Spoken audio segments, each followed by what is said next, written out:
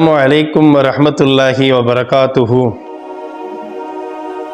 அன்புக்கினிய அல்லாஹ்வின் நல்லடியார்களே, இன்னல்லாஹ லா யுஹிப்புல் ஸாலிமீன், நிச்சயமாக அநியாயக்காரர்களை அல்லாஹு தஆலா பிரியப்பட மாட்டான். அதே போன்று நபியவர்கள் சொன்னார்கள், ஃபத்தக்கு துவாவுல் மதுலூம்,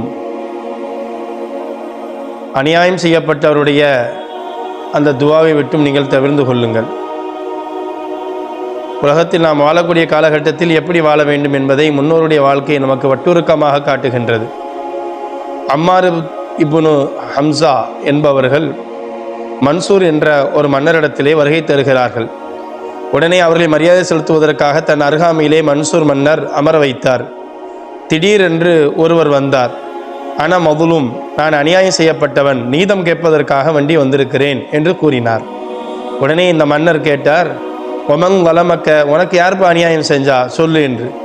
உடனே அவர் சொன்னார், அம்மார் இப்னு ஹம்சா, எவரை நீங்கள் மரியாதையாக உட்கார வச்சு பேசுகிறீங்களோ அவர் தான் எனக்கு என்ன செஞ்சார், அநியாயம் செஞ்சார்.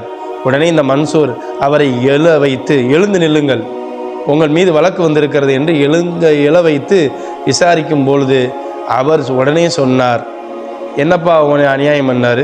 உடனே அநியாயம் செய்யப்பட்ட சொன்னார், ஹாதா அகத லியாஇ வைகாரி, இவர் எனக்கு தர வேண்டிய இழப்பீடையும் தரலை, என் இடத்தையும் எடுத்துக்கிட்டாரு.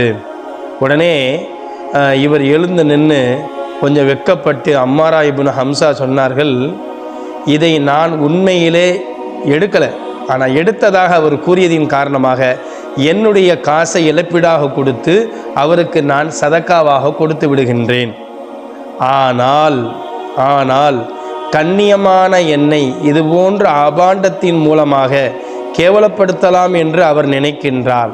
ஆனால் அக்கரமணி பிஹி யா அமீரில் முஃமினீன் வலா அகூமு மின் மஜ்லிஸின், என்னுடைய கண்ணியத்திற்காக பணத்தின் காரணமாக என் கண்ணியத்தை ஒருபோது நான் இழக்க மாட்டேன் என்று அநியாயம் செய்யப்பட்டவர்களுடைய துவாவையும் தவிர்த்திருக்க வேண்டும். அதே சமயத்தில் தன் மீது ஒருவர் பழி போடும்போது சில இழப்பீடுகள் கொடுத்தாவது தான் கண்ணியமாக வாழ வேண்டும் என்பதை நிரூபித்து காமித்தார்கள். அன்புக்கினிய அல்லாஹ்வின் நல்லடியார்களே, பணம் இன்று வரும் செல்லும், ஆனால் கண்ணியம் எப்போவுமே நம்மிடத்தில் இருக்க வேண்டும். அதற்கு அல்லாஹ் தஆலா தௌஃபீக் செய்வானாக. அஸ்ஸலாமு அலைக்கும் வரஹ்மத்துல்லாஹி வபரகாத்துஹு.